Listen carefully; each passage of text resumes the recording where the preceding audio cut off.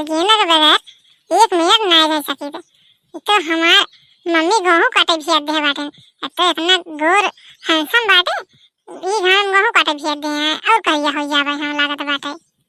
हां कल तोरे मम्मी भी एक दिन तो गेहूं काटे आई घाम गेहूं काटबा तो और गोर हो जावे फुलगेना देख के तो कैसन दे रही है ई का बात बाटे सारा इतना महंगी क्रीम लगाई थे हम यही घाम में काटे जाए बाटे सही लागत बाटे हम ज्यादा गोर हो जावे। कल्लू एक आध शायरी हमको सिखाई दिया हम जाने जैसे प्यार करी हमको का सुनाई। अरे साले अबे तू लड़का बता लड़का पहले बड़ा खवा तब फिर हमसे पूछा शायरी वायरी। आज हम नहले बनी शैम्पू से अब खाए फूल गेना हमर खेतों में।